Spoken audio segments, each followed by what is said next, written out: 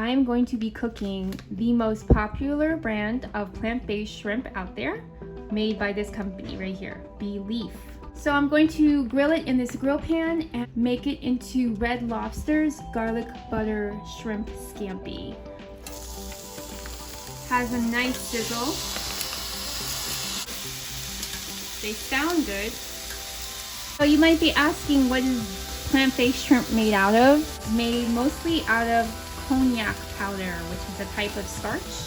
Okay, so I like the way these look. I don't need grill marks on them. They're just heated through decently, so I'm gonna go ahead and take them off. Okay, time for Red Lobster garlic butter shrimp, so I'm heating up some olive oil in my saute pan.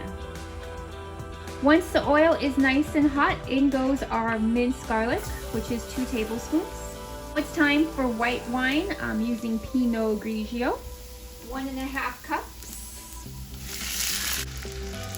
Half a cup of butter. Let my garlic burn a little bit there. That's my mistake, but shouldn't be too bad. Don't let your garlic burn. I have 2 tablespoons of fresh lemon juice. I'm stirring this all together. I'm going to put it on high until this mixture reduces by half, which is going to take about 5 minutes. Guys, I made a mistake in the recipe. I was supposed to reduce the wine and lemon juice by half and then add the butter. You live and you learn every time.